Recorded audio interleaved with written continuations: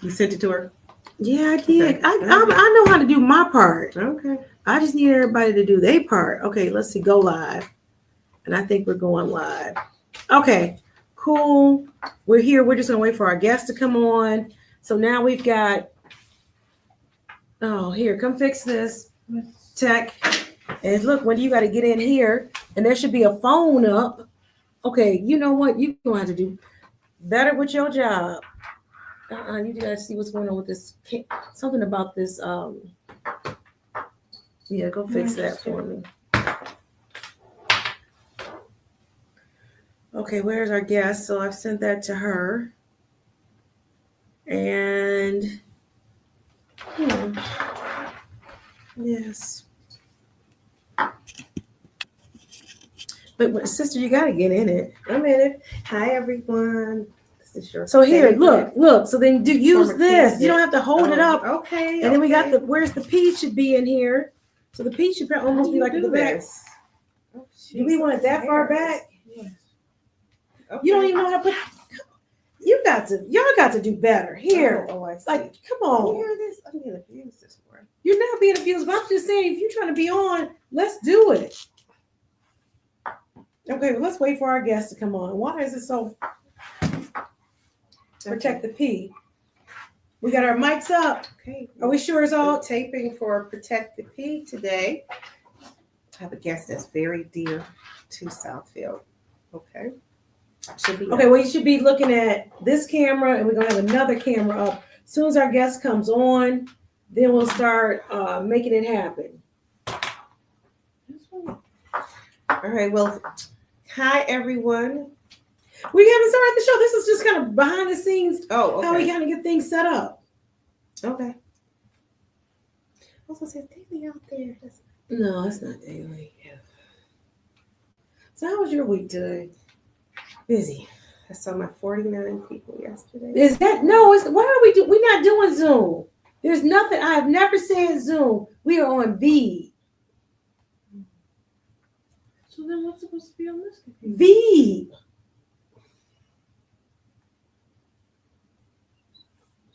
I thought we were so clear on the instructions. I blame myself. I blame myself for not being clear.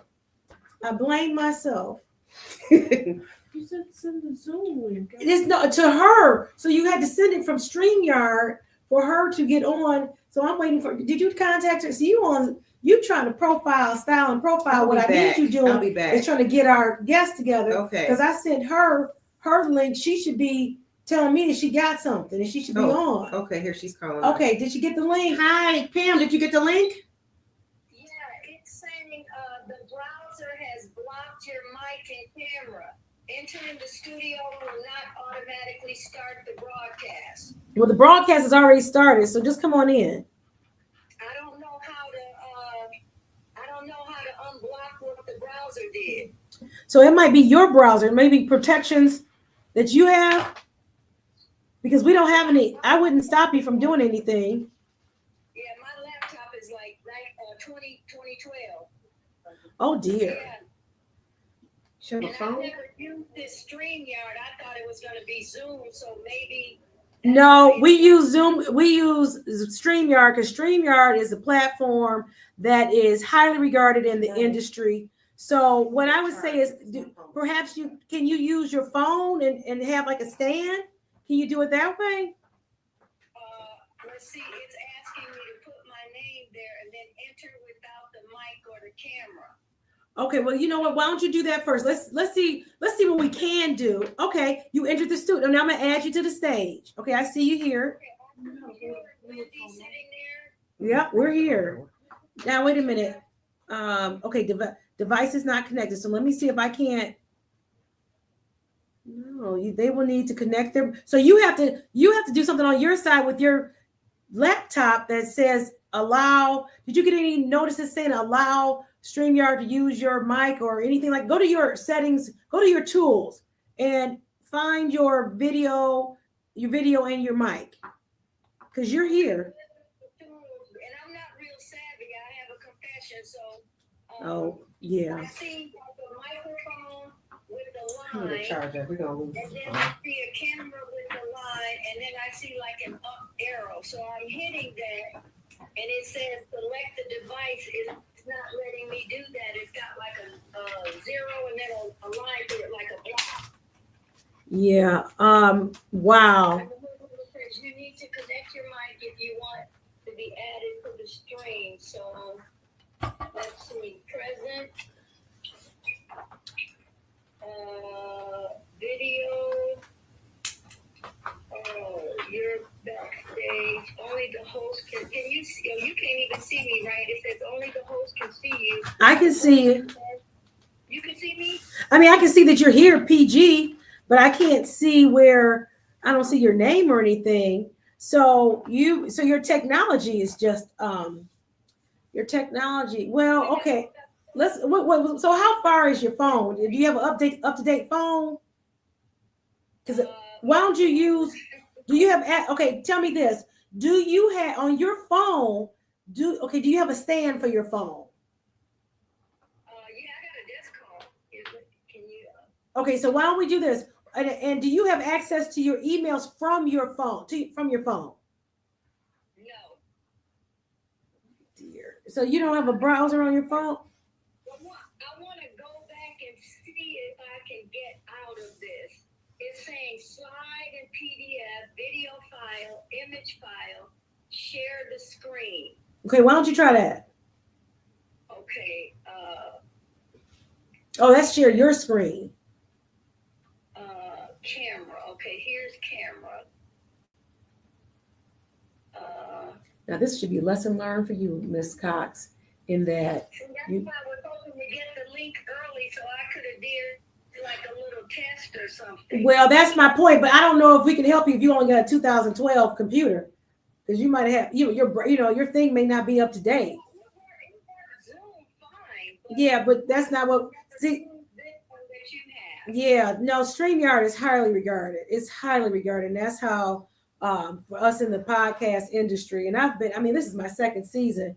But I know that you've been doing TV for a long, long time. I know that. So it's just things are just a little different. That's all. What kind of phone do you have, Pam? She doesn't have it doesn't matter if she doesn't have it hooked up to her. She says what? You said Samsung Notebook Plus? With the little pen, but it's like 20. When did we get these phones? 2018 or 19? 2018 or 2019. Yeah, we're still behind. I saw something that said, I don't know where I saw it at. Dang. Well, we're gonna figure this out. That's one thing we're gonna do. Let me do this. Let me go out and try to come back in. Okay. All right, let me go out. We got time. Okay, let's go back out. Go up to here. Well, you look good, sister. Well, you know what? I hope you still look good when you do come on, because we are looking excellent.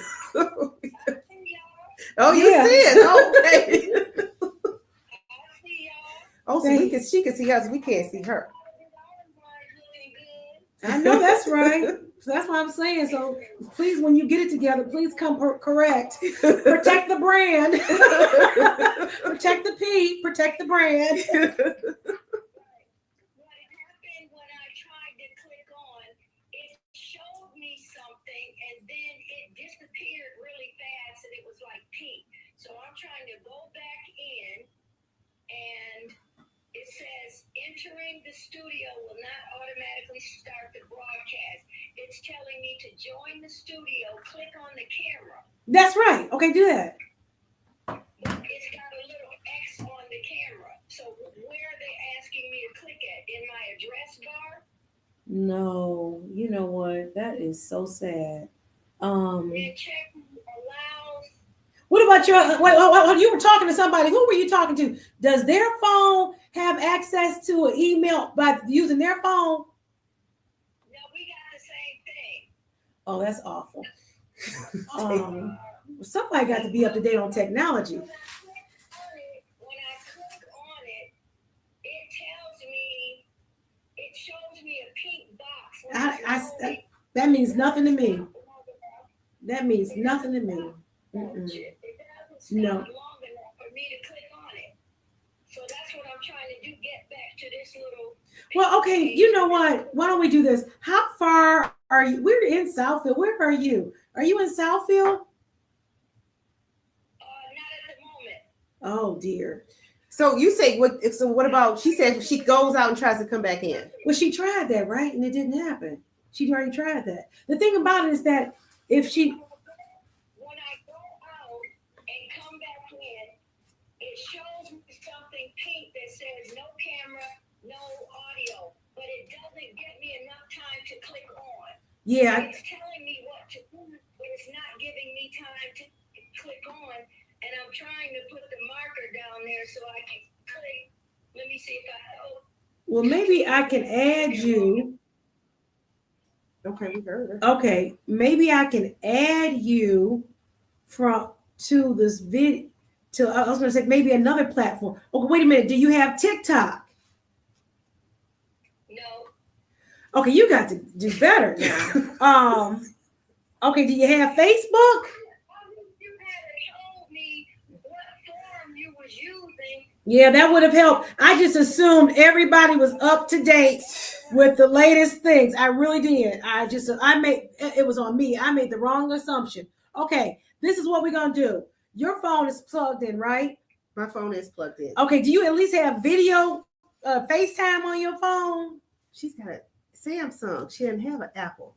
Or does she have She got video. I know you do. Okay, video. Okay. Do you have video? I'm trying to figure out how we can work the workaround here. Let me see. The workaround is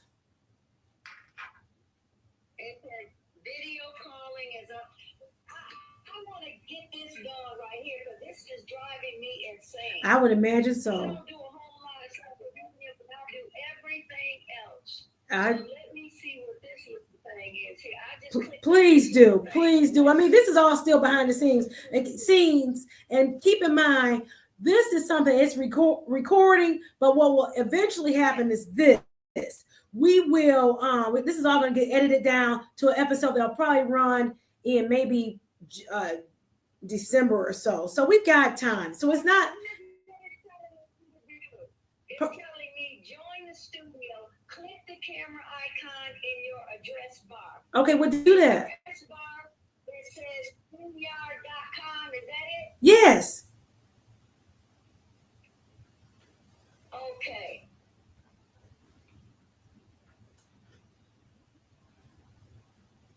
Okay. I think I figured it out. I thank you, Jesus, for helping us today.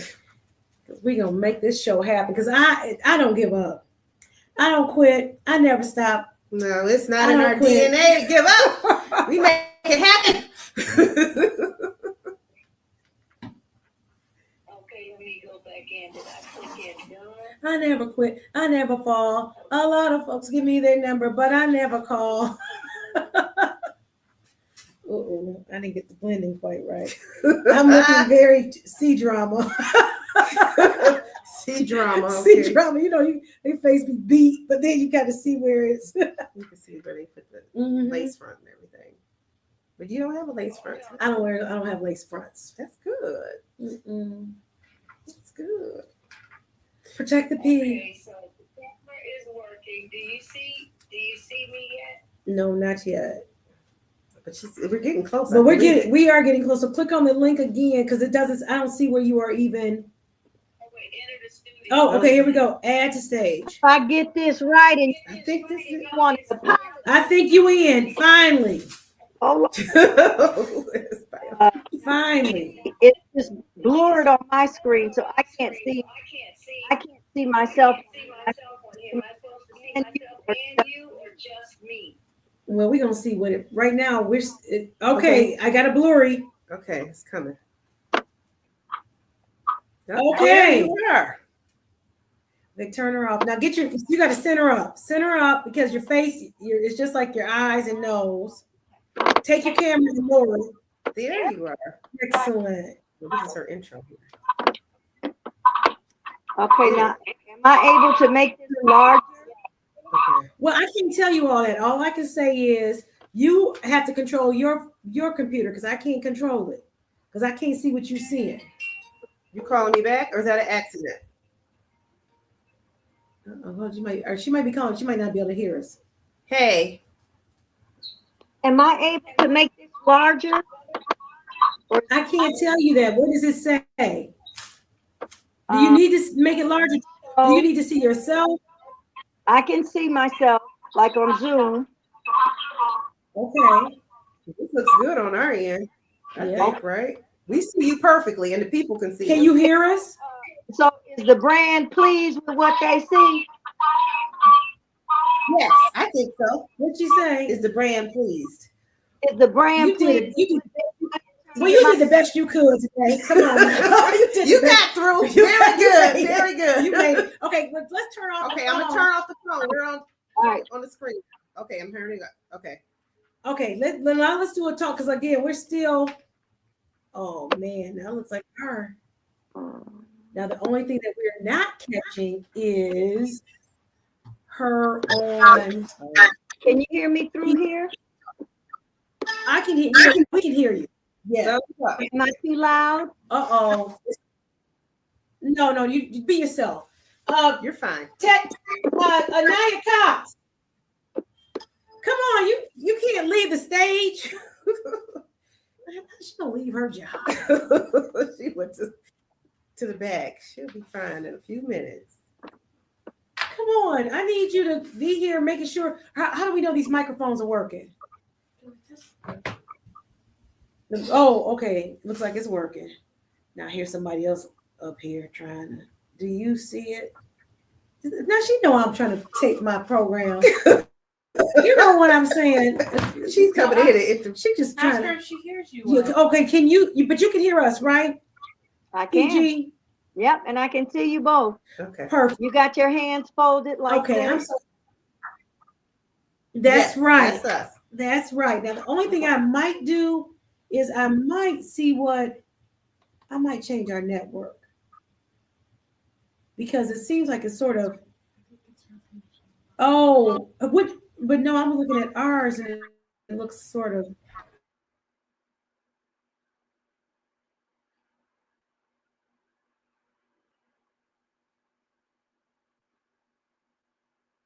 Okay, we're good.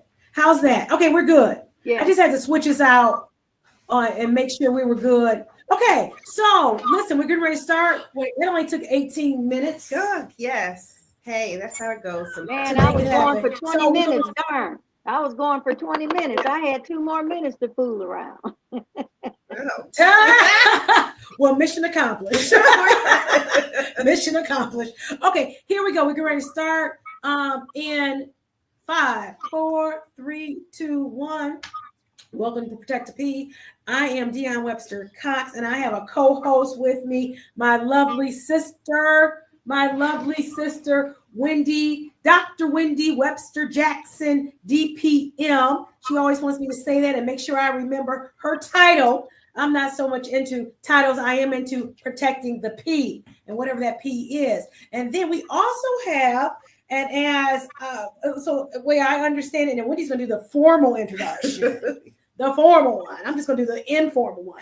We've got political consultant extraordinaire, the mistress of Southfield political politics, the one and only PG, who is here, and she has a long legacy and a long contribution to the community with respect to arts, communications. She's had her own show with respect to navigating for those who need assistance in their goals. So it's really, she's like a life coach. I mean, I don't necessarily know her personally, but I'm just saying she can get a person, and if they listen to her, they're gonna hit some goals. But they gotta listen. They're gonna have to listen. But she's got the knowledge and the power. But that's all I know about the lady. Now, what you know, Wendy? Yes, hi. Okay, everyone. Again, as my sister said, I'm Dr. Wendy Webster Jackson, and I am so excited to have the gatekeeper to all of the political influence in the city of Southfield. Now, I have come across and I met Miss PG over the years as I was a candidate myself. So we've had our times. We know we may be on different sides of the political aspects of things, but we have a common goal that we want our cities to do well. for the common good of everyone. So let me tell a couple things. She gave me a fabulous intro, and I'm going to read it. It's not here. Slow down. Slow down. Slow down. I'm so excited. This is a very good thing. So Miss Pea Gee, for over 43 years, she has been married to her wonderful, as she calls him, the silver fox. So she is a community advocate, a wife. She is soon to be a mother of a new fur baby, college educated with compassion for the human spirit. She was a member of the first ever Southfield charter, appointed by the former, now deceased, Sid Lance, who was the council member for the city of Southfield. Now, I happen to know his son, Scott Lance. Scott has helped me on so many campaigns, but unfortunately, he's got some health issues, so he had to step away from the. I'm sorry, but I have to stick to the script. Sorry. Okay. So anyway, let's hear. Without further ado, here is the gatekeeper to all of the political influence in Southfield. Here she is, Miss Pea Gee. Hi. Welcome to Protect the P. Hi, and thank you both for the opportunity to just be able to say what that protection and what that P is currently right now for this election cycle. Dr. Webster Jackson, I just wanted to make some corrections, and if my text message was not good, then I apologize. I was trying to do it as expeditiously as possible. I have a 43-year history with the city of Southfield. I've never ran for office, for city council, or anything like that. Councilman Sidney Lance in 1999 appointed me to the first ever charter committee. And at that time, he was the longest serving councilman in the city of Southfield. I was honored and humbled to be his appointee to that committee. I'm happy to say now, I met my husband at a city council meeting, January 23rd, 2012, and he has been appointed to the second charter committee. So I know we were just made for each other. We met at a meeting, we both served on the same committee, and now we're doing a lot of things together. Oh, that's Wonderful. beautiful. Yes. That's beautiful. Okay, true love. Okay. And so then now you're here. Now, when you say the charter, Southfield's a very old city. I mean, you look very good to start the charter, not the charter of Southfield. I think I'm not understanding. You started the charter of Southfield? The city of Southfield has been a chartered city since 1958. Back in 1998, the beginning of 98, there was a group of us that started coming to, well, I've been coming to the council meeting since the 80s, but there was a group of us that started talking to the city about the need for the charter to be looked at, because the charter had not been looked at since it was adopted and since the city became a charter city. So we knew that over a period of years, the demographics in the city had changed. And we wanted to make sure that the charter at that particular time was working for all the people in the city of Southfield. So with the urging of a few community activists, the city accepted our challenge, and they allowed each council person to present a person that would be a member of the first ever formed charter committee back in 1999. So I was one of those people appointed by Councilman Sidney Lance, who was my political mentor. He was the longest serving council person, and he appointed me to the committee. He never told me anything specific to do or his agenda. He told me to listen and vote in the best interest of the people, and I think I did that. All right. Well, I want to say, first of all, thank you for the clarification, because I thought to myself, number one, if you were on the original charter for Southfield, you look excellent. You're doing a And I do look excellent. you do, but you wouldn't really look exceptional if you were I'm in my 1958 60s. So. Lord have mercy. I'm in my 60s. I try to look good because I got an amazing husband, and I want him to look at me and no other woman. There you go. Okay, that's the secret to it. Okay, I got it. All I ever wanted to be was a rich woman, a rich, beautiful woman with a wealthy husband who lets me have my way. That's all I ever wanted. And I'm halfway there. I say that, and I'm halfway there. So it's good. It's very good. Yes. I'm rich and beautiful. but I got to get that wealthy husband. You will. It's Yeah. coming. He's coming. He's there. He's out there. He's out in the audience somewhere. He'll come look you up. He will. Very good. Yes. So, Miss PG, I have a couple questions for you. Yes. So you started the Southfield, so you were with the Southfield Charter. Tell me this, how has the political landscape changed since you started the charter until now? So would you say it's more volatile? Just give me your words about that. Well, the charter committee is like the city's book of laws, so to speak. And what we basically did was try to make necessary amendments, not redo the entire charter, because there's a lot of things in the city that does work. But one of the things that was an issue during the time that I was there was whether or not a person serving on council had to give up their seat to run for another office. Those were some of the things that we tried to address.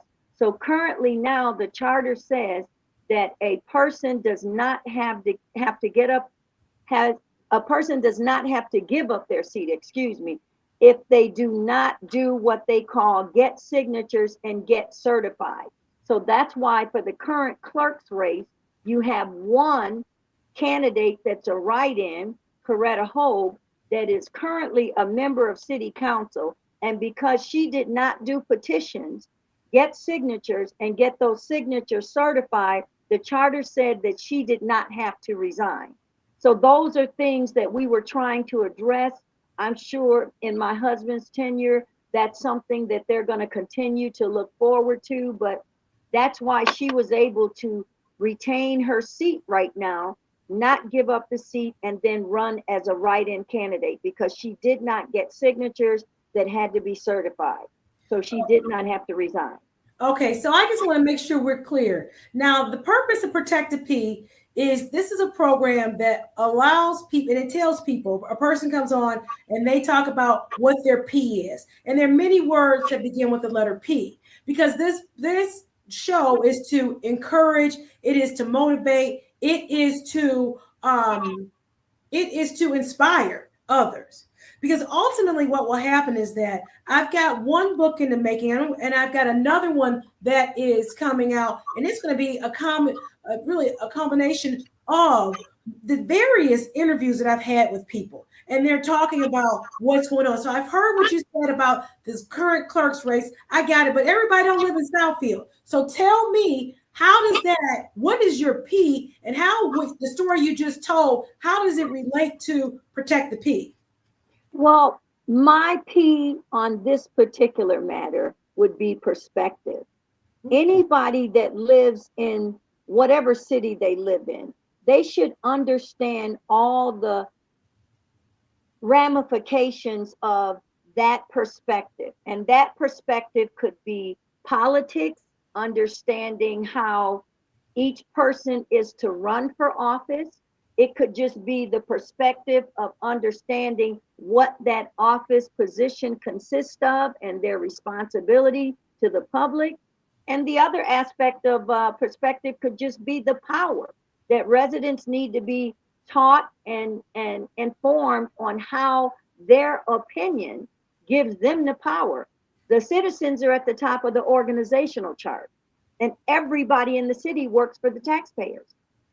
Right. Even though I've seen it, people don't necessarily think they do. They don't think that you see so many people on, not so many people. I can name a few examples. So when they get pulled over by the police and somebody says, "I pay your salary," but at that time, the officer could really care less about whether or not you pay my salary. The same thing, person at a city council meeting, and there's like the open forum where one is able to speak and give their opinion. Hey, we pay your salary. And I can tell you something, those people sitting up there on that DS do not act like they care who pays their salary. Now, which we know is true, because you have to be elected and you're there for the people. And it's really the power of the people. And what I'm hearing you say is that the measures, even though they may seem isolated to some, but it really isn't. It's a bigger perspective, because one may ask, if you are running for one position and you currently have a position that was elected, how are you doing that? What allows you to do that?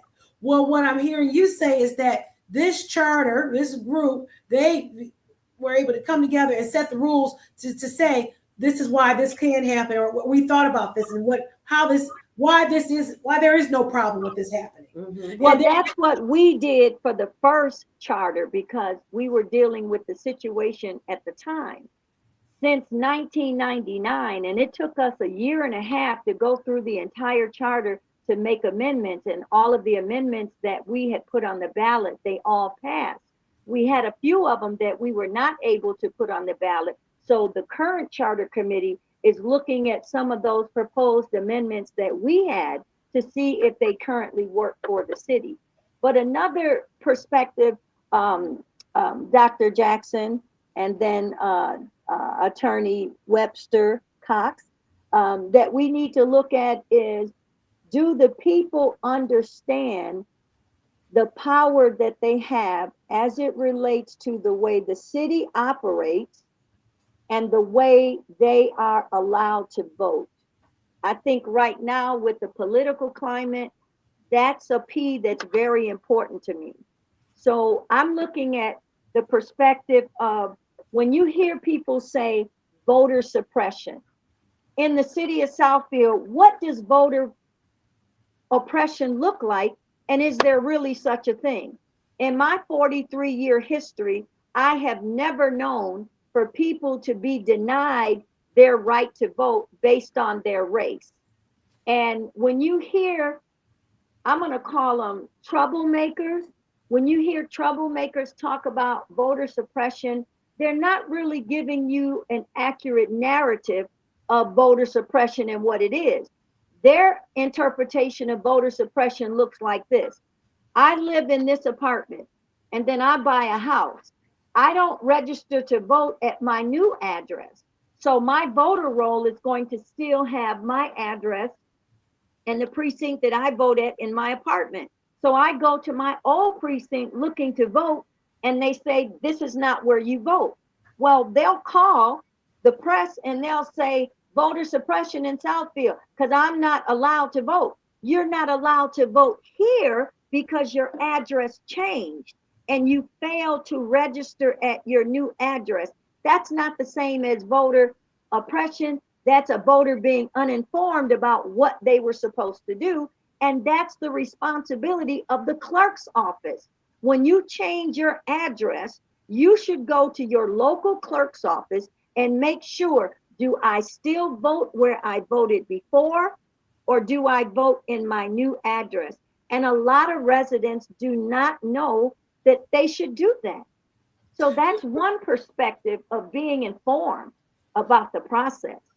Well, that's unfortunate because you would think that somehow they figured out to get registered in the one district, and then if they move and for whatever reason they didn't figure out they should get registered in a new place. Well, that's unfortunate. Well, fortunately, but you know what? The thing about it, when things happen and when trouble comes, it's perceived trouble, it's really a lesson. So I guess that person learned where they have to be registered.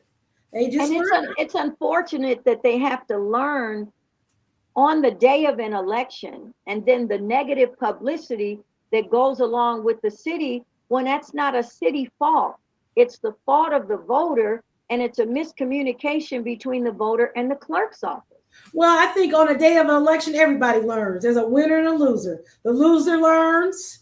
So there's some voters that learn. There are plenty of people learning on election day. So, well, I'm hoping that we don't have the same issue with this election that we've had previously for the clerk position. So as you both are aware, the first African-American clerk that we had a couple of years ago, her tenure was not so good. There was some legal. I don't know her personally. Yeah. I'm familiar with her. Well, sad to say that I met her a year prior to her interest in running for clerk. I thought at the time, because she was the clerk in Pontiac, that she was a great candidate. And maybe I've learned a lesson to do my homework a little bit further than I did for this particular candidate. But I introduced her around. I wrote checks out and supported her campaign. My husband and I, we gave our time and effort only to see in the end, when people don't apply themselves, or when people get a thought in their mind that I know how to do this and I'm above learning, because every day that you live, you can learn something. Every job that you have, every day on that job, you can learn something. When you get to the point where you can't learn anything, to me, you're not living anymore. And I'm scared to be around people that know absolutely everything. So she had some issues, and she was I think forced that's to more than resign. issues. That's more than issues. I mean, Yeah, I don't have somebody didn't come into work and not available to answer my phone. That's an issue. I mean, she was charged criminally with felonies, I yes, believe. So that's yes, more than yes, enough. Yes, yes. and So I'm she going to was, interject a bit. I do personally know about this issue, and I'll speak her name. Sharika Hawkins, and that's how I became into the political field in Southfield. I ran against her for city clerk, and actually, I was very proud of that because I was pregnant. I didn't know I was pregnant until a couple months into maybe when I first started it, but it was such a learning lesson. And I knew, I said, you know what, I have these skills, and I'm a doctor, I have a successful practice, but I felt, oh, it was this urgency. Oh my gosh, what's going on? The clerk has these issues. So, let me step up. But it all worked out like it should. Not issues. She was charged with felonies. She was charged with felonies. So I felt for the Allegedly. city of Southfield. So that's why I got into the race. But it was a learning lesson. But I love the politics. I love being a candidate. I've met so many people. So so the perspective, and now we have a new clerk race. So it's something I'm invested in to see who was going to do it. Because as I said back then, it would descend into chaos if the clerk's office was not as, to me, I feel it's the most important office in the city. well, Dr. Jackson, there is chaos. So that first clerk was forced to resign, and she cannot serve in an elected capacity ever again unless something changes. So there was this additional race, 2023. You had a former county commissioner, Janet Jackson, who ran for clerk, and she ran against the same gentleman that's running in the clerk's race now, Gabby Grossbard. She won the race by about 74.46% of the vote. I think he got about 23.7% of the vote. When she became the clerk, for the first time in the history of our city, since we became a chartered city. Okay, well, hold on. Stop the knocking. You knocking and it's got the back. Oh, I'm sorry. Yeah. Oh, I'm so sorry. That's my passion coming out. Let me put my hands down. Yeah, use your voice. Use your voice. Okay, so that particular clerk, for the first time since the city has been a chartered city in 1958, has been behind providing minutes for each council meeting to the people. Now, the Open Meetings Act require that after every single meeting, you take those minutes, you have to put those minutes together, and at the next upcoming meeting, and it's determined by the elected officials, and it's usually the next month, you have to get those meetings approved. They couldn't get the meetings approved because the minutes were inaccurate. So all those meetings that they had, they did not have minutes, and we were initially behind in providing minutes a year and 6.5 months.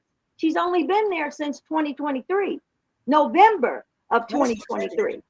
That is tragic. Well, I am sorry to hear that, but that happens in life. And now that's the situation. I would think you would really use AI and you would really use a Zoom because it transcribes it so you can have a written record. And then the only thing you're doing is to make sure.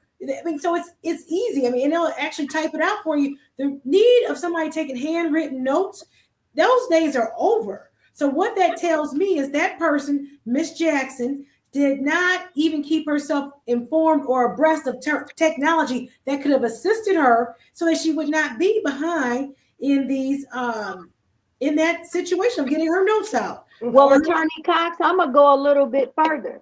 So the other candidate that's running as a write-in, Gwinnett Guy or Gwinnett Guy. I hope I'm saying her We name. don't know her name. We don't know her name. Gwinnett Guy. Gwinnett Yes. Guy. Mhm. She is running as a write-in. Now, this write-in candidate works in the clerk's office, and she Okay. worked there until she became a write-in candidate, and she had to resign. Now, during her tenure working there, she was part-time. She worked 19 to 24 hours a week, and she had been there about maybe 5.5 to 6 months, but she purports and touts a year. If you worked in the clerk's office as a part-time person ready to take over the job if you're elected, why did you not focus on helping your boss get those minutes caught up? Well, I maybe would she didn't think want that's them to get caught what up. you should have done. Well, maybe she didn't want them to get caught up because she had a plan. She was thinking long term that she ultimately wanted this position. Now, for whatever reason, she couldn't get on the ballot and she has to do it right in. So her plan sort of backfired.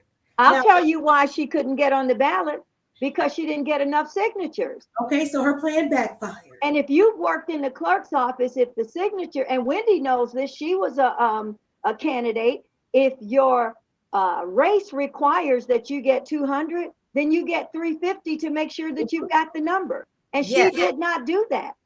So that's why she is a write-in candidate. But it goes a little further than that from the political perspective, ladies.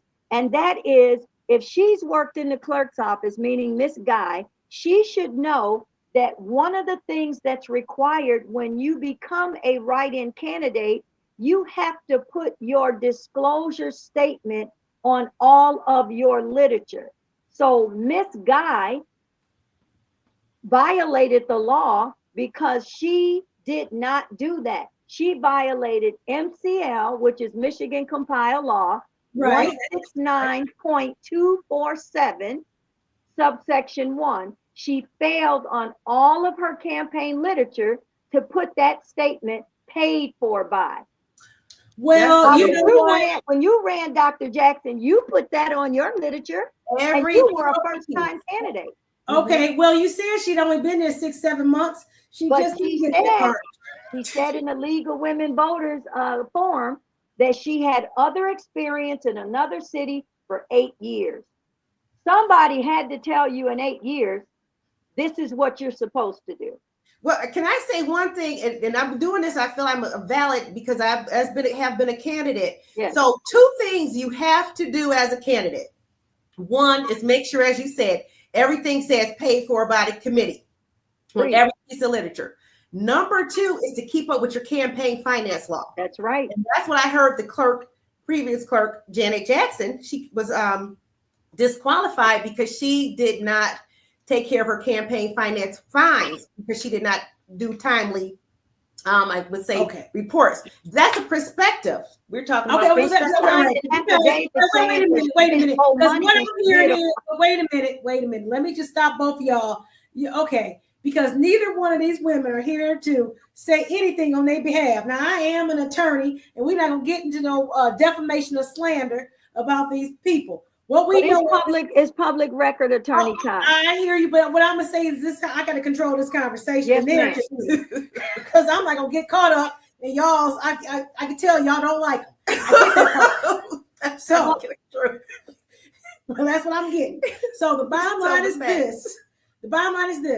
Janet Jackson. Well, hold on for a minute. Janet Jackson's not in because she didn't have it together, or she didn't. Well, she didn't have it together because she didn't want to have it together. Right? Those are choices. And the same thing with this write-in woman. She made a choice, so now she's going to do the write-in way. So God bless their choices. And everybody's where they want to be based on their choices. And if you want to do something different, you think differently. So maybe next time that woman will think to put down on her thing paid for by the committee. Maybe Janet Jackson will think to report her minutes or whatever she's supposed to be doing. Okay, so we're gonna just think differently if we want change in our lives. That's protect the peace. That's what we're here to do. I totally agree. So very good. Thanks. So now we're going in through the race. So you are, I believe you're representing a candidate. So you have a different political perspective. You're representing informally or formally campaign manager for? I am a Well, volunteer. start. I am a volunteer campaign manager for the current council president, Michael Ari Mandelbaum, and I am also the volunteer campaign manager for Gabby Grossbart, who's running for city clerk. He is the only person that did what was required to get his name on the ballot, and I'm very pleased that he did that. And that's good. And that's a very good friend of yours because I can remember you supported him.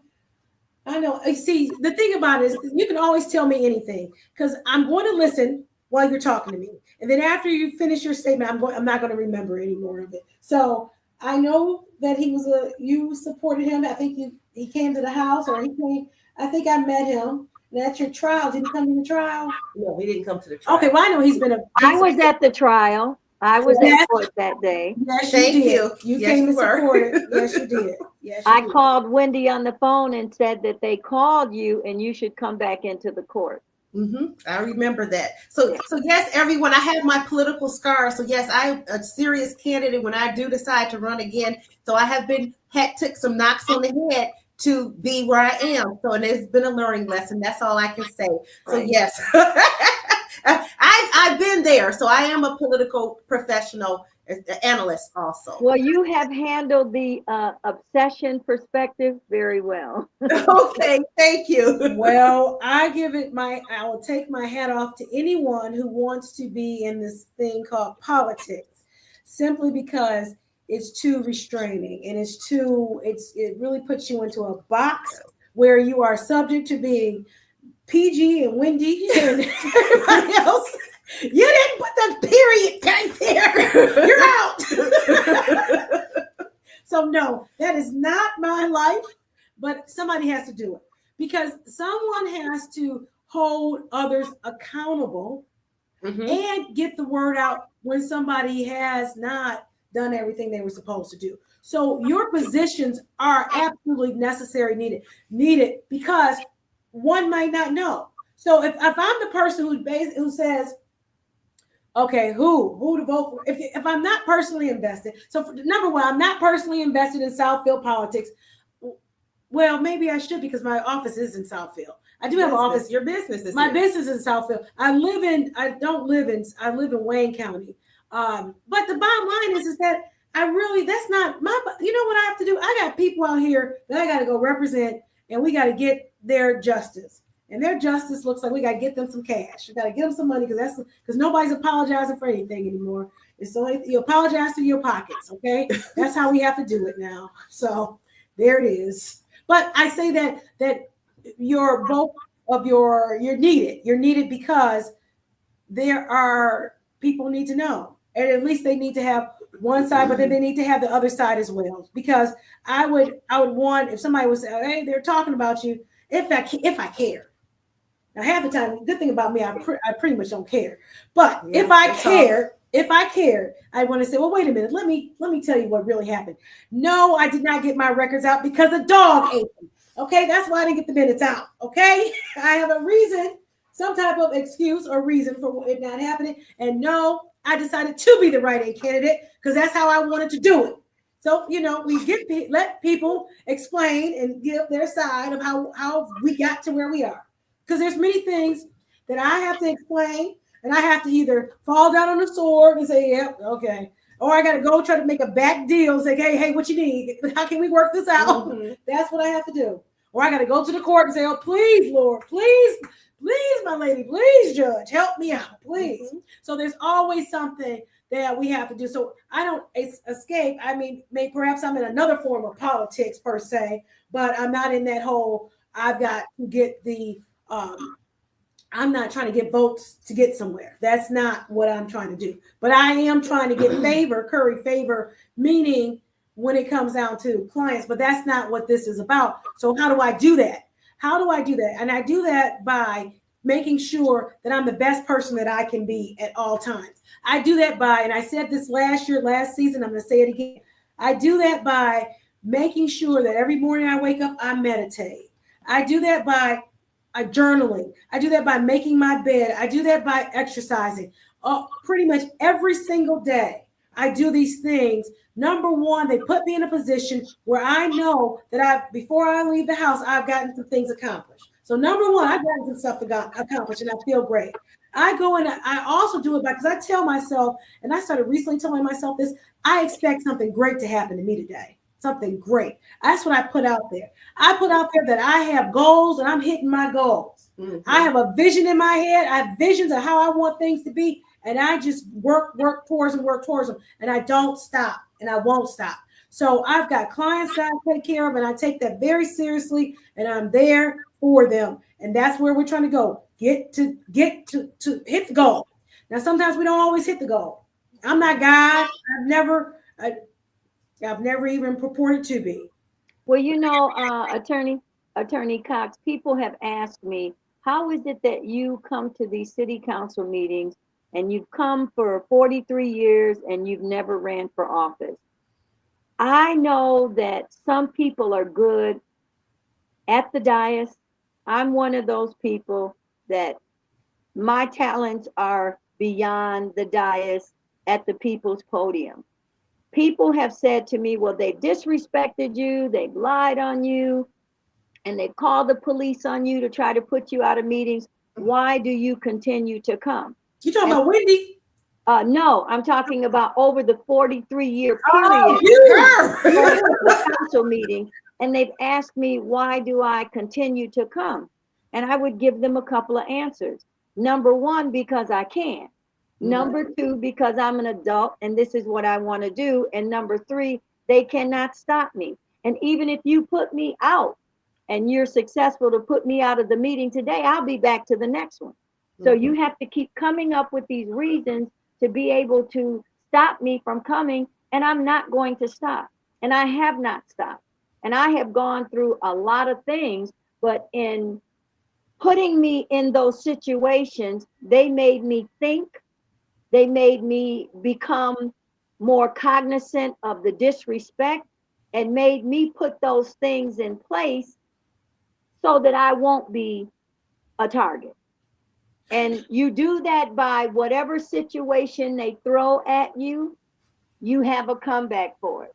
For example, in 2008, and may he rest in peace, the former mayor, who was a councilman when he passed away, Don Fracassi, he started the police coming to the council meetings. And they started coming to the council meetings because of a complaint that he made about me. And when he came in from calling the police, the Holy Spirit told me to look at him, and the look on his face made me turn around. And because I'm a regular council attendee, I recognized it was two different people that had not been to the meetings, but the one I knew was a detective. So what would most people do? They would get their hat, their coat, and leave. That's not what I did. I said, let me show you what happens when you put me in a situation to be rough shadowed by the police for a non-valid reason. I went back there, introduced myself. I said, I know you're a detective. You must be, because you guys are sitting here together. I said, I come to these meetings. I sit in the same spot. You're welcome to come down and sit with me. I'll give you a play-by-play of what's going on, or if it's something you don't understand, let me know and I'll answer the question for you. And they kind of laughed. He was mad. Why is she talking to the police? I'm not afraid of the police, and I should be able to talk to whomever I want to talk to. So when I discussed it with my dad, who's now deceased, and we're from Brooklyn, New York, he said, you're being rough shadowed. And I said, Daddy, how do I handle that? He said, all those briefcases and bags you like to have? He said, come to the meeting with a whole bunch of them and require their help. Put them on your detail. And that's what I did.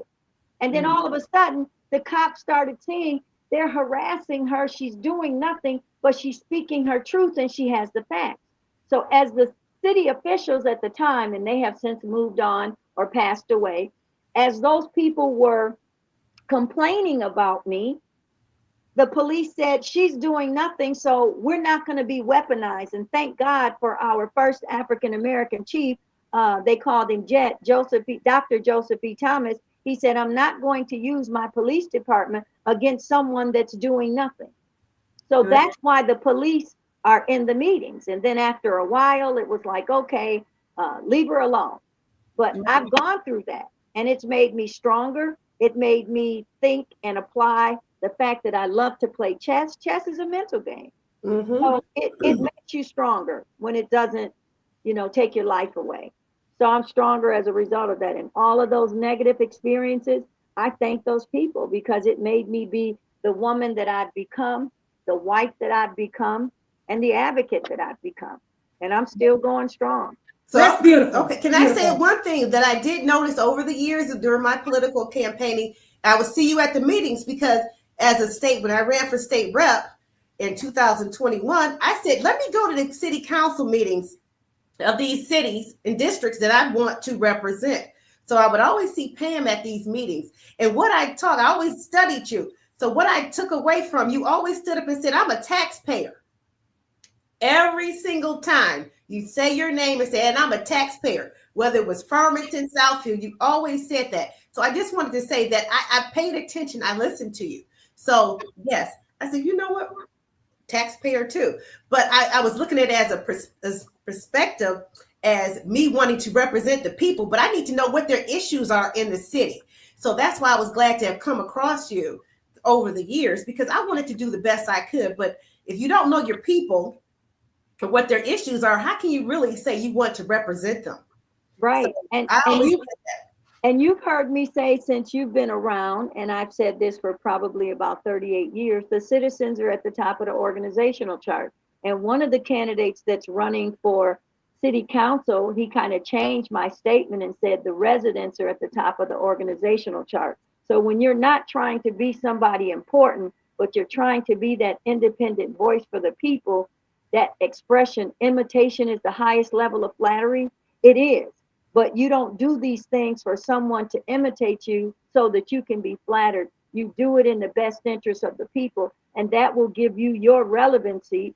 And who would have thought 43 years later, I'm still around, still coming to the meetings. People are still calling me. They call me before they call the city and before they call the council people. So that's the humbling part right there.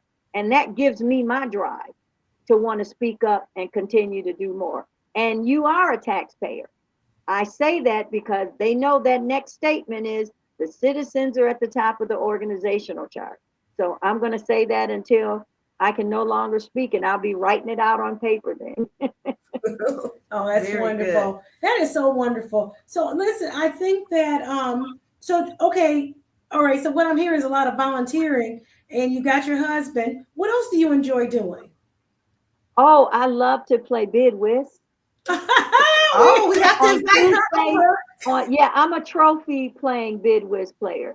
On Tuesdays and Thursdays in Southfield Parks and Recreation from 12 to 3:30, myself and other seniors, like-minded card players, we play bid whist from 12 to 3:30. And then at 3:30, we go out to the pavilion. We play chess from 3:30 to 7. So I love to play chess as well. Oh, wow. Oh, That I really, really enjoy doing, in addition to just spending every moment I can with my best friend, second to Jesus, and that's my husband. that is a love beyond a love. That's wonderful. I'm happy to hear We you. met at a Southfield City Council meeting. You said that. We Yeah. met January 23rd, 2012. My Mhm. husband was there because they would not let him see a file, and they told him that he needed to do a FOIA, and he said it wasn't a FOIAble thing.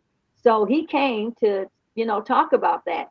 He shut down the public hearing based on 4 legal challenges. And when he said that, I wrote down 4 legal challenges, and I looked up and I said, I know this man. I looked at the back of him and realized he was the man that I dreamed about a year before I met him, because the body and everything was just what I saw in my dream. And after he presented the 4 challenges, they said that he stopped them from moving forward. So they could not proceed because they had not advertised those public hearings appropriately. So at the end of the meeting, I said, would you like to host my show with me? Because I had a show on in all of Genesee County, 2008. And then I came to Oakland County, all of Oakland County and parts of Wayne. And my show was called What Matters. So I asked him if he wanted to host my show, and he said no. So a couple of days later, I said, would you like to go to a council finance committee meeting? And he said, sure. And when I told my mom, she said, oh, wow, there's a new sheriff in town. And that was my best friend. And I've had some amazing guys. I've had some great relationships. But when a man asks you, why do you do what you do and you're not getting paid, chances are he's not the one for you. My husband never said that. He said, I'd like to go to the meeting with you. And we've been together ever since. And we go to all the meetings together. We join all the organizations together. And if my husband's not happy with something, it's shut down for me. So you have to get both of us. We're a package deal. Oh, that's beautiful. I don't know what else to say. I'm so happy for you to find that's beautiful. That's beautiful. Thank you, Attorney Cox. Anything else to say about that? That's It is. But here's the background. I've always seen you, and you've always called him your silver fox. That's so, right. But to hear the background, that's a good story. I think that's wonderful. So people don't know, but you will always see them together. Yeah. I see one without the other. And I was amazed because he never said anything. My husband retired from Fox 2 News. So when I said, would you like to host my show? He didn't come right out and say, oh, you know, I worked at Channel 56 and Channel 7 and I retired from Fox 2. He never said that. And it just came up when I was prepared to take my show to the next level. And then he offered some critique. And I said, well, how do you critique my show? And you don't know what you're talking about. And then he said, I retired from Fox 2 News. I used to do editing. And then he edited a piece for one of the reporters and she got an Emmy Award. And I said, oh, okay, so you do know something about this. And we've just been together ever since. Wonderful. So why didn't you have him come on today with you? We would have. Well, I didn't know that I could bring him on. Well, it's a package deal is what I heard. We didn't know that at the time, but if you would like to do another show and feature PG and the Silver Fox and protect the P when it comes to people and their loving relationship, we would be happy to come back on. Oh, I think that's wonderful. And I absolutely, it's because again, what did I tell you the show is about? Inspiring others, motivating others, protecting others, giving them a lifelong just lessons, things that can help them to ascend. That's everything I'm about, ascending, going to the next level. And I think that absolutely you and the Silver Fox, that's what we shall call him. Yes. You PG and the Silver, not government names, PG and the Silver Fox. Well, you know what? The street name. We both have someone with our names. And the lady that has my legal name, we had the same doctors. And there was a scare with something as far as she went in terms of medical, but I got the letter. And so I said, from this point on, I'm going to go back to my childhood middle name, because that's what I've been called all my life was PG. And I said, if they want to get a hold of me, they're going to say PG. So if you went to the police department, the fire department, or anybody that knows me, Farmington Hills, I want to get a hold of Pam, they're going to look at you like this and ask you questions. But if you say, I need to get a hold of PG, they're going to pick up the phone and call me. Oh, wonderful. Okay, that makes more sense because I said, what are we doing with this covert? Why are we covert here? So thank you for the explanation. That makes me feel a whole lot better. I didn't know. But at the council meeting, Attorney Cox, at the council meeting and for public hearings, I have to give my legal name. I would hope so. But if you didn't, it was okay with me. I'm happy you took the time out to explain it.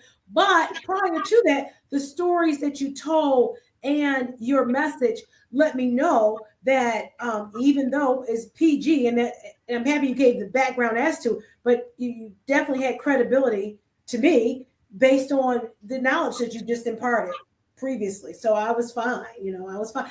Again, when you said call her PG, I said, what is going on here? Not this nonsense. It ain't that kind of show. Everybody will have, because I got people, my clients, we call them Pookie. I said, so she PG, huh? Okay, fine. That's how we doing it today. Okay, got it. So, okay. Now, Pookie is a little different. But no, not really. Still not government. I'm Deanna Elizabeth Webster Cox. So I've never got a middle name. I mean, I never got a nickname. Yeah. I trained in Capoeira. Mhm. Capoeira is a Brazilian African martial art. And everyone, not everyone, most people, they give them another name. So they might say amigo. They may say such and such. They give. I was always just Dion. Yeah. Dion. So I was going to be, you know, you can definitely figure out who I was. That's Dion. So like even in my family, it's always been Dion. Even in my own social settings, which are very small, Dion. It's never been, well, that's, oh no, sometimes people might call me Liz because my middle name is Elizabeth. Some people, very few people call me Liz. They call me Liz. So, That's but, awesome. but I appreciate, so absolutely, we can have a show that does that where you can talk about the process. I think it's a process of a loving relationships and what I'm hearing is a lot of respect. And I'm happy to hear Absolutely. a lot of respect on your part. So I think that's wonderful. I really do. Well, And if we could, I if we didn't could think just it. I wouldn't say deviate, it like me. if we could just deviate a little bit from the other power in the P, and that would be politics. When I met my husband, I told him, I said, what you see is what you get. Oh, I'm yeah. not going to send my representative to talk to you. I'm not going to pretend or play any games with you. I'm not the easiest person to get along with. Loving me is very difficult because I have been single for a while. I know what I want. I know what I'm not going to deal with. I'm not always happy. I'm very emotional. But one thing you'll find, if we can get past that point, I'm loyal, I'm consistent, I show up, and Yeah. you will never be mistreated. Well, now he can't beat that now. Those are the things that he fell in love with. He said, when I turned around and thanked him for shutting down the public hearing and having his facts together, he said, when he saw my eyes, he said, that's the woman I've been waiting all my life for. Neither one of us have never been married, no kids. We have no drama. So the only drama that we have is, love, why did you leave the seat up? And he'll say, babe, why did you put the seat down? I That's know our, that's right. You bugging me with that crap. Put it down. Yeah. Put it the way you want that's our drama, right? But no, I wanted to talk about the other, if you two ladies would allow me, the other protect the P, and the P being politics. Go ahead. Why is it in this political climate, do you think that people do not want to get information about these candidates? And why do they allow themselves to be persuaded with, I'm not even going to say lies because I don't really like to say that, but why do they allow untruths to occupy their mind as opposed to them doing their own research? Well, I think that for the most part, there is a narrative out there that everybody's doing bad, that everybody that this is all doom and gloom. And doom and gloom sells, right? Doom and gloom sells. So if all my messaging communications I get is from a news agency that is doom and gloom, then I'm not trying, and then all I'm trying to do is make it in my world. Because if in my world consists of me getting up, whatever it is, whatever your world consists of, I don't know. Get up, go to work, or get up, take care of somebody, get up, get these kids together. If you by yourself, get up, whatever that is. And if that's my world, and then the only part I get to the outside world is doom and gloom. And then if my circle that I talk to is nothing but doom and gloom, then I'm not thinking about, I could care less about your information because this is my world. This is my picture. And that's why it's so important to me that we get ourselves around people who are aspiring higher, who are aspiring. So that could be the information people who are bringing the bone and say, hey, this is how you get out of that. This is how, because you got to show a person that you can get out of that. It's not just meant for them over there. It's meant for you too. And you can, and where you are, I think number one, if a person can just be looking at their circumstance and be grateful. First, I think you start off with gratitude. Mm-hmm. You start off with gratitude, then you can get somewhere else because you're seeing, hey, okay, I heard about that, but it's not me, and I thank God. I like to say, there, but for the grace of God, go I. Mm-hmm. So that's number one, that I'm not dealing with that.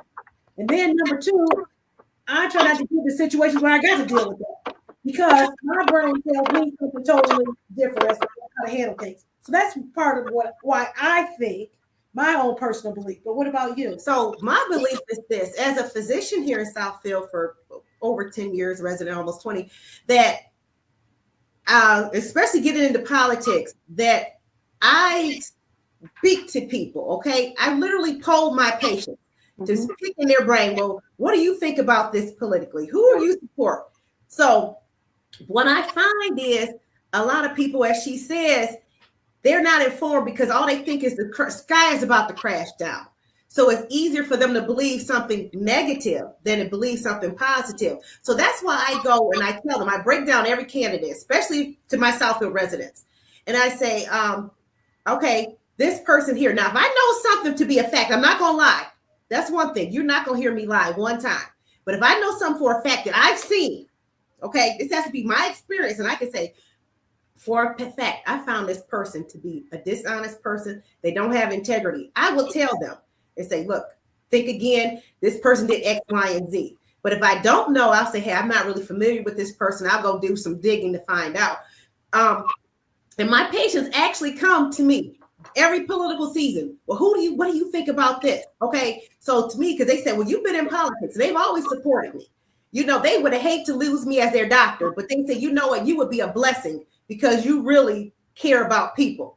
So they come to me as their political expert in Southfield. So I think it's easier for people to believe the bad. And for one thing, now, as far as me being a candidate, it was certain people just get jealous of me. They don't know why I stay so positive and joyful about everything. The sky can fall down and I'm still going to say, well, tomorrow it'll be better. You know, that's just how I am.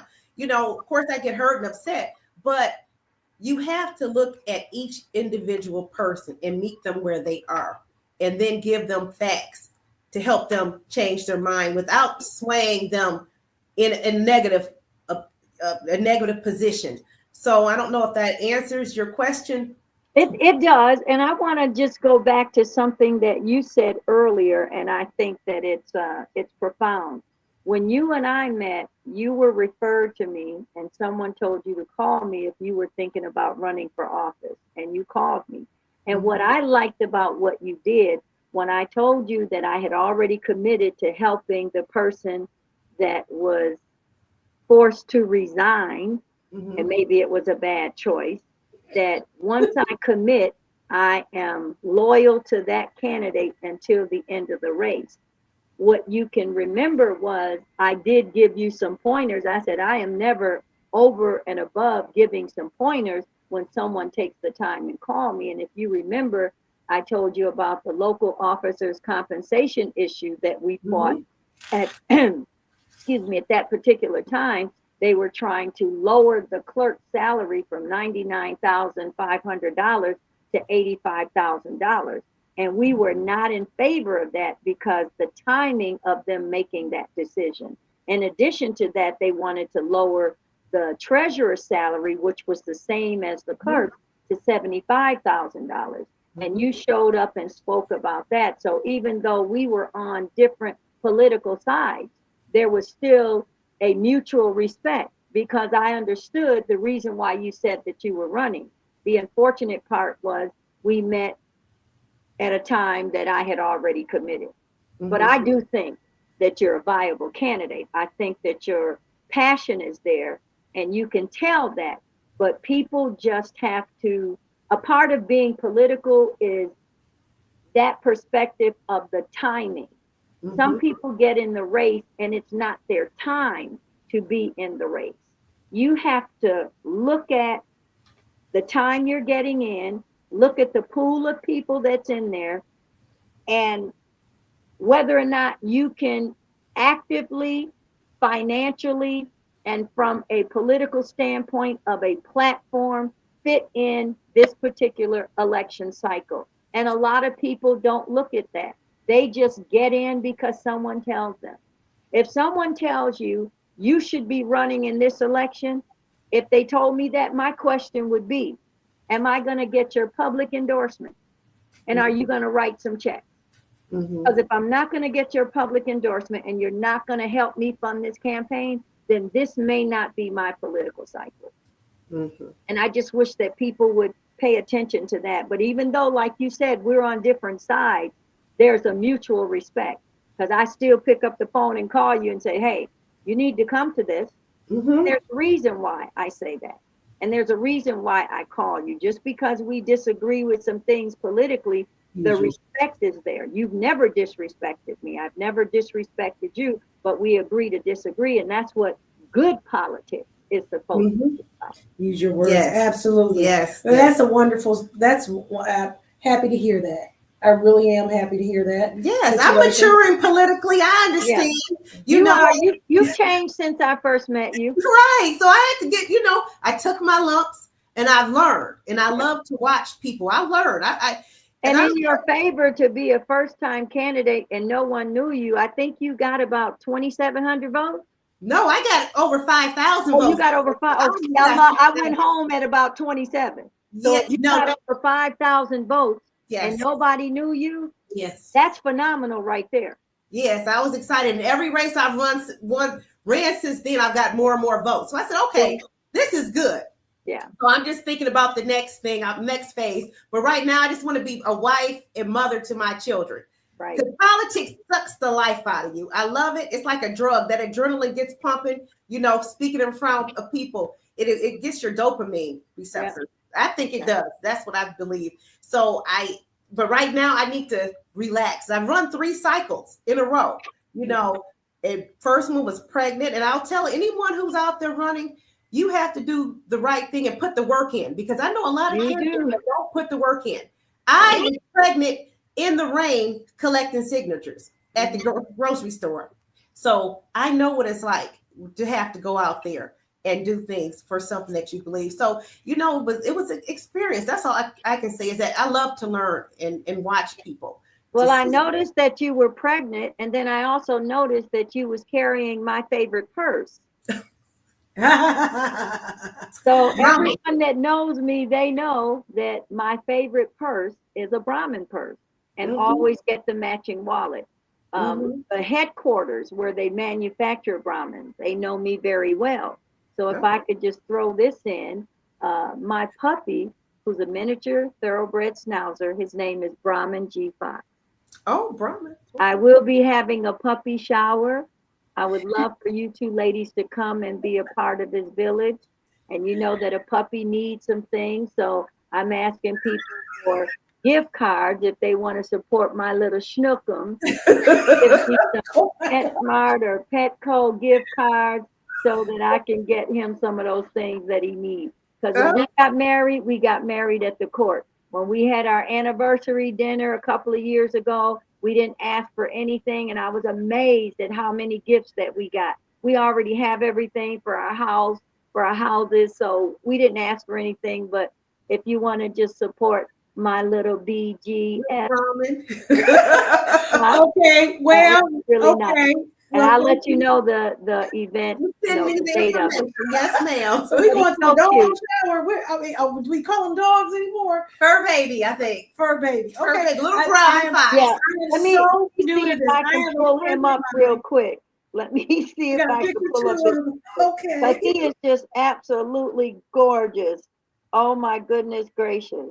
When you see this little schnookum, you are going to fall in love with him. You guys might need a babysit. Yeah, you might have to babysit. Let me see here. I want to give you a good picture of him. So he was born August the 27th. He opened his eyes on September the 8th. Oh, my birthday. Oh, okay. And I'm hoping, can you see this picture here? Oh, he's okay. Isn't he cute? Oh, he's cute. I can't determine what he is. Well, I see he looks black. Yes, he is. He's black with black. gray right here and gray on his feet. Let me show you another picture. Okay. All right. Well, I can help the absolutely. What he needs, some little doggy Pampers. What does he need? That's what I normally do. Some little doggy diapers. She probably wants a Brahmin collar. Do they have Brahmin collars? Do they have a dog line? You know what? They used to have it, and when I called them and told them, they said, "Oh my God, here's another little picture of him." Okay, no. Somebody grabbing by his neck. No, it's right there. She's holding. That's his face. Somebody's holding him. Yeah, somebody's holding him. Oh, somebody grab him by the neck. You know, grab him by ruffled the back of their neck? No, she's holding them like Oh, that. I I see can't the tell. face. Okay. One of his godmothers lives in Kalamazoo and the other one lives in Grand Haven. Okay, he's Yeah. well out through Michigan. That's West Michigan. West Michigan. Oh my God. That, you know what? I think is wonderful that that you can give love to all of God's creatures. And I think that's wonderful because I think that's absolutely wonderful. And I'll leave it at that. And certainly you know, a little gift card. Now I don't go buying dogs no designer nothing because I don't even buy it for myself. So, but I do have. Do you still have any of those fake bags that we got from China? That maybe a little Louis Vuitton or something. Maybe he can have one of those. Oh, and sleep in there and carry him around You know, and carry. It's a time. My daughter and I travel, and I've taken her to China like 3 times. And they've got these little stores that are behind the store, underneath the store, and that's where they give all the. When they came out and said all the luxury brands are made in China, they really are all made in China. Mm-hmm. And then they've got a little spot where you can get the actual bag that was, you know, maybe a stitches off or something like that. So, well, I know in New York, where I'm from, you had people that were set up in these buildings that used to sell what I call in New York, or what we say in New York, Fugazi products. Fugazi, right? And they prosecuted people for that. So I think what you're talking about is probably approved by the government or by the state and by the manufacturer that they can sell it, like you said, with the stitch messed up or something like that. These are not like fake copies that they're they're fakes. Real. They're fakes. What happened? They're fakes. The only thing you couldn't do was this. You could only bring back, you can only bring back 1 or 2 of each brand. You couldn't bring back more than that because then it would be for the purpose of trying to sell it. Distribution. And that's where it became illegal. So no, they were absolutely fakes. They were not sold in a store they weren't sold at the Louis Vuitton store as a, you know, I don't even think Louis Vuitton has a little clearance rack or whatever. I don't know. But it wasn't like that. They were truly, you had to go in the basement of someplace, down in the basement, through a back door, around the woods, down the rabbit hole in order to get there. So it wasn't something, it was part of that whole black market thing, but you could get it across. You weren't breaking any laws if you only brought back 1 or 2 of the same brand. You couldn't bring back more than that because they thought it would be considered some type of buying for distribution, for selling and distribution. And that there was an international crime and federal crime. Well, Brahmin, they used to have dog products maybe about 5 years ago, so I'm a little late. Because I called them and I said, hey, I finally got that little fur baby named Brahmin, and they laughed. And I said, now, do you still have the collars? And they don't have any of that stuff anymore. Okay. Well, we'll figure something out. You'll give that stat. So now, I'm just going to do Petco or PetSmart. It's going to be all pet stuff. I'm going to have him a cute little collar and harness for his leash, and put Brahmin on there and his birthday and all of that. And, you know, Well, you have people he's not going to be a designer pup. He's not going to be a designer pup. He's going to be a love pup. A love puppy. Oh, dear. But will you have real food for people, or is it just going to be dog food at the party? Oh, no, he won't be eating any table food. It's going to be real food. Okay. You know, organic based food. Nature's Premium is a good food endorsed by Caesar Milan, yeah. Yes. The dog whisperer, as they call him. So I'm just going to try to take care of him and provide good food for him like I provide for his human dad. Yes, I think it's going to be beautiful. So on that note, tell us, what is your final words for Protected Pea? Well, I just want all the voters to really get out there and exercise their right to vote. And there's 3 ways that you can vote in any election. The first way is by mail absentee ballot. And for this current election, the ballots have probably started to come out now. They usually come out the end of September. So you can vote by absentee ballot and take your ballot in or mail it back in. The other way that you can do it is early voting. So you're able to vote from a certain date. I think it's the maybe the second or third week of October up to a certain date. It might be November 2nd. You don't quote me on the date, but I'm just giving you like a brief overview of how you can vote. And then the third way that you can vote is actually going to the polls on election day. I would say to the people, make sure you know what precinct you're supposed to vote at. And you have enough time to get that information now to make sure that you are registered to vote in that particular address and area that's on file. And I just wanted to say to your audience and to the people that vote in Southfield and then anywhere else, make sure you do your own research for that particular candidate. Don't listen to the rumors. Don't listen to the untruths. Get your information. Every candidate has a phone number, a website.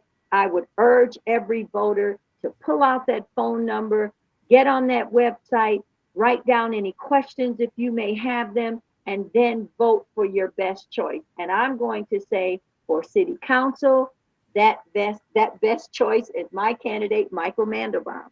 He's been on council for 10 years. He's done a lot in terms of helping the city, helping the residents.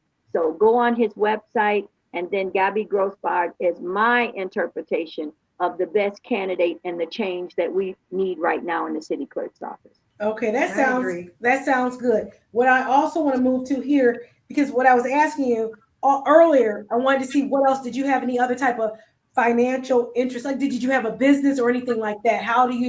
But if your business is the volunteer campaign manager, I understand that. And then you got a new business of the puppy. So your fur baby. So I think that's wonderful. Do you have any like products? This is also a place for you to talk about anything else you want to market or other interests that maybe a pecuniary interest that you may have. I mean, you definitely promoted Brahmin quite well, so that's good. We should get some money from them for let's see their name here. Free bag Brahmin, yes. No, the Brahmin fur baby. The Brahmin fur baby. Okay. And they did give me permission to name him that because I'm probably their best customer. Very nice. Yeah, I have enough Brahmin purses that I can probably open up my own Brahmin shop. Your boutique, probably 99.2% of them all have the matching wallets. Some of them, when they came out, they didn't have the wallet, and I was since able to match it up with the wallet that would contrast in color or print or style, something like that. But they did give me permission to do that, and they were informed. But I am just a happy housewife. I love taking care of my homes. I love going to city council meetings. I love spending all my time with my husband and the time that we spend together. We like going to the movies. We play cards. He's not a card player yet. He just became a chess player recently. Okay. So he's playing chess now. He has his own portable set that we can take anywhere and play. We like going to council meetings. We like learning who the candidates are in all these cities. We go around the entire state of Michigan supporting other clubs and their events. We often co-sponsor various programs in other cities. Like 2 years ago, we co-sponsored the Juneteenth celebration in Oak Park, Michigan. We donate to a lot of different things for seniors, for kids. Many years we donated over $1,000 in toys to the police toy drive for the kids. We just give to whatever organizations we feel are doing the right thing. So unfortunately, we don't have a product to promote other than our love and our fur baby. I enjoy what I do. I don't charge anything because it's not about the money. It's about giving the best information, trying to endorse the best candidate. And you don't always know that. You can do all your homework and still not know what you need to know on that particular candidate. But that old adage, what you do in the dark, it does come out in the light. It does eventually come out. And you just have to be woman or man enough to say, I endorse this candidate. I provided financial support for this candidate. I thought they were the best at the time, and I was wrong. And you say you're wrong, and you move on, and you learn that you got to go a little bit deeper with your research with that candidate.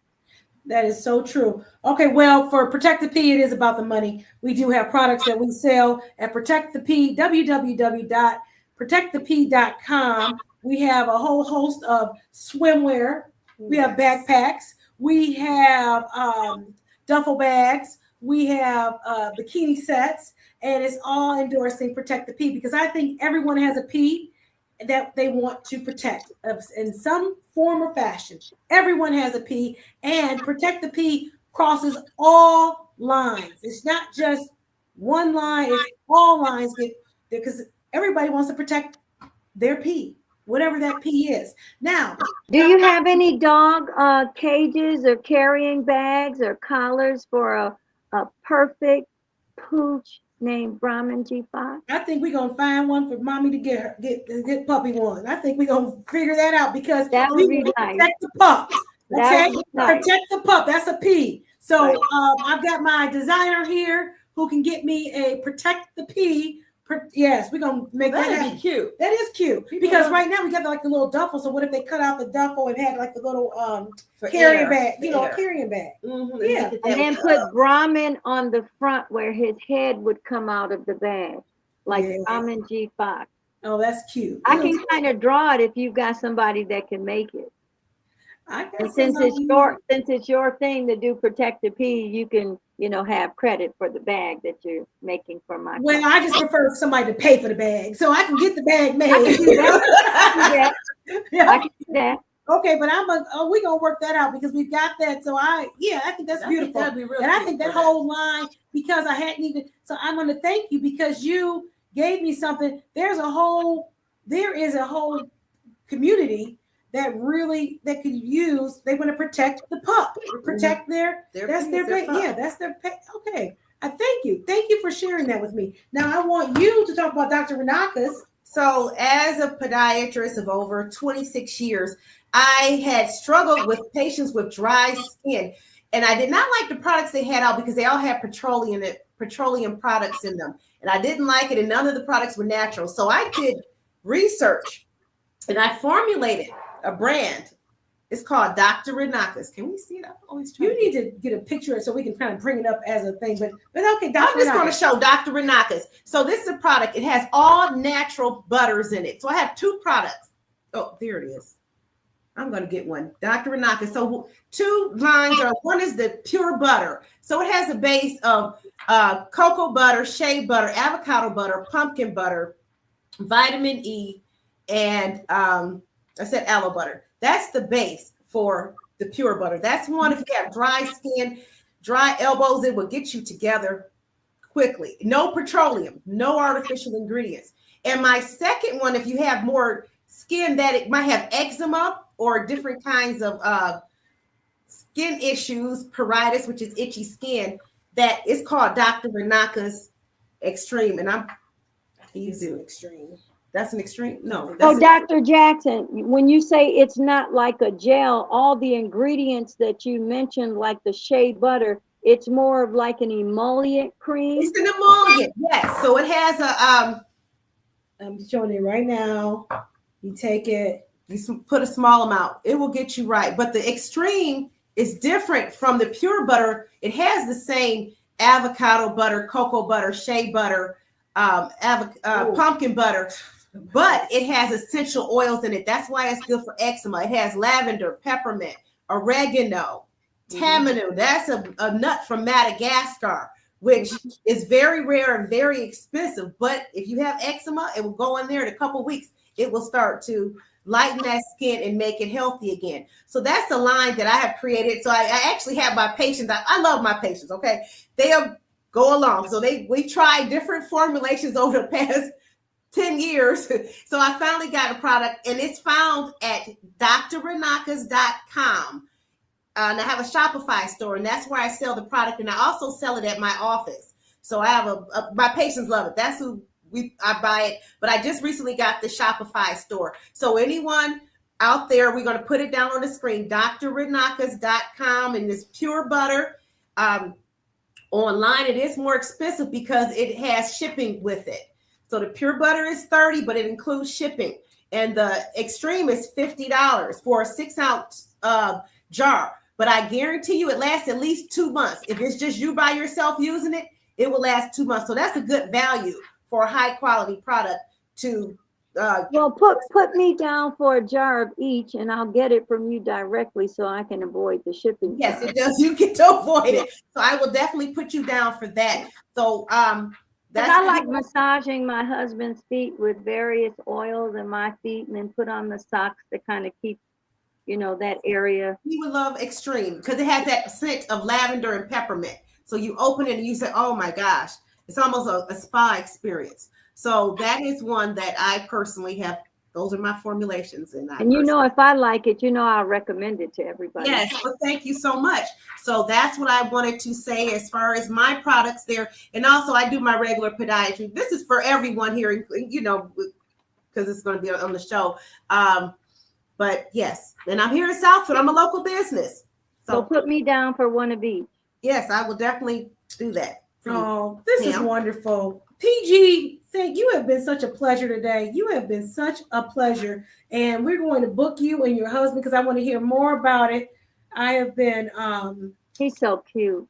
He's so handsome. Well, I don't get into all that about nobody else's husband and how they Hold met. on. Let me show this is my husband when he was a little boy. Now you tell me he ain't just the cutest thing. Can you see him? It went black. I can't tell. Let me put it back up. Oh, yes. Right there. Very cute. Well, I only see one man that's cute. I only got one man that's attractive to me in this world. That's Damian Jackson. That's for 25 years. He's the only man that looks attractive to me. So I trust your judgment and say your husband's attractive. Dr. Jackson and Dr. Cox, if I could just ask Dr. Jackson a question. What is the obsession with you and one of the council attendees that can never approach the podium without talking about you? That particular person is running for office, and I have a collection, and I've shown it at the council meeting, of some of the negative literature that these people have put out, and one of them she's running for council. And how do you say that you want to run for council when you put out? Wait a minute, go back to that. What does that say? All race, R-A-S-E. All race and lives matter. What does that mean? I have no we don't argue with idiots now, do we? Yeah. We don't even give idiots a platform. I cannot understand this person's what's this person's name? Obsession with you. What's this person's name? We don't give idiots Keith Harris. We don't give idiots platform. Wendy Webster Jackson. He always talks about her. And when he was talking about her, I got up there and I said that I was at court that day that you were still lying with him.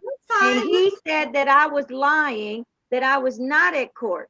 And I tried to say respectfully that I saw you and your sister.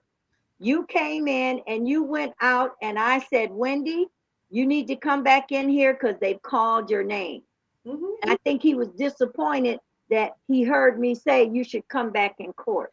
Well, and I really wanted you to come back in court. I didn't want it to be dismissed because you weren't there when they called you, but for the record, the case was dismissed. Well, what happened was my sister was found not guilty. Not guilty. Charges.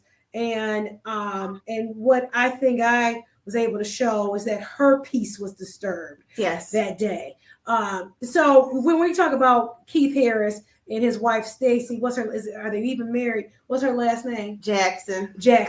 Or Keith Harris. No relation to Wendy Webster Jackson. They are related. Well, whether they are is not related to you, name Jackson. Right. Yeah. So regardless, we don't give credence. We've given them enough airtime right now. We don't support that idiotic behavior. But only thing I can say is that, unfortunately, it's certain women that bring out these terrible aspects in men. You don't have to touch them, be near them. They just got to have your energy. And I refuse to give him any energy. And I won't do it. But the obsession is scary. The obsession is scary. But I've never experienced anybody be obsessed. But it is. But let me finish. I have never had anybody be obsessed with me like that. I don't even know that It happens. You don't want that kind of obsession. No, you don't. It's I'm a not person fun. I've had that before. went into the planning department in the city of Southfield, called every woman in there all those dastardly names, black, white. These are daughters and wives. And he was Right. banned from the city for at least a year Really? for that conduct. Yes. But he's back on now. I mean, he was just somewhere talking. So clearly over time that kind of people get over it, and so he's able to come. But again, that's not what the platform's for, to talk about him. Thank And you. we've given him enough energy. Right. Mm-hmm. So we're good. Dust that goes. Right. But I'm That's just gonna it. say a prayer and you keep moving. I got things to do. I have a family. I have a life. I have my products. So and I have to protect my pea. And that is well, can we protect the pea and let us go out with a prayer that I would like to render to you two ladies? And before I do that, I'd like to say thank you so much for the opportunity just to come on and talk and verbally collaborate with both of you. I never pass up an opportunity to try to bring some kind of information, as you said, Attorney Cox, that would inspire somebody or prompt them to do something different. And that's how we're going to get that change. Absolutely. So thank you so much. And let us pray. Heavenly Father, I stretch my hands to thee. Bread of heaven, feed me until I hunger and we hunger and thirst for your word no more. Heavenly Father, I'd like to thank these ladies on your behalf for being a vessel to put the word out there, to inspire people, encourage people, and to provoke people to ask for that change that we so desperately need in our society.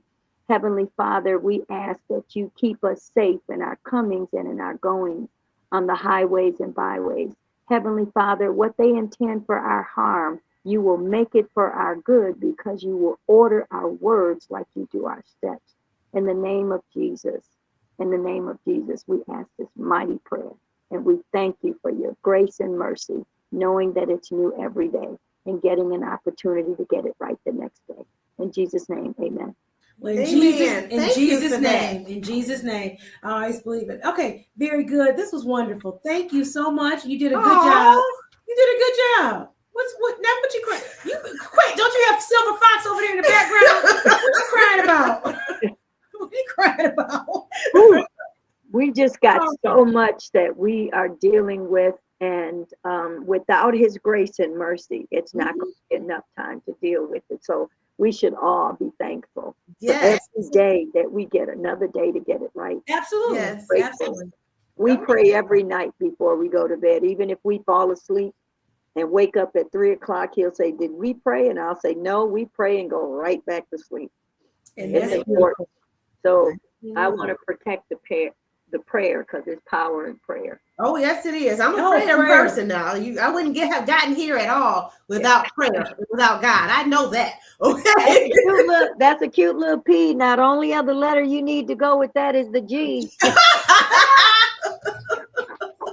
Yes, ma'am. Yes, ma'am. Thank you so much for being our guest today. Absolutely. And we look forward to seeing you. I'll probably see you at Empowerment, or if I have time, I'll see you around. And also, we will see you when you send the invitation for Little Brahmin's baby shower. Yeah. We will see I will certainly do that. It'll be after the election. After the election, and I will probably see you at the Bitwiz, because I love Bitwiz. We've been playing since we've been little. We were raised on Bitwiz. Well, come on and either let me tune you up as an opponent, or you can be my partner. And All right, that's my thing. Okay. All right. Thank you so much, Pete. Thank you, ladies, so much. Okay. Bye-bye. I'll tell everybody to protect the P. Protect the P. Okay. Protect the P. That's right. Thank you. You're welcome. Thank you so much. Thank you. Bye. That's so sweet. Okay.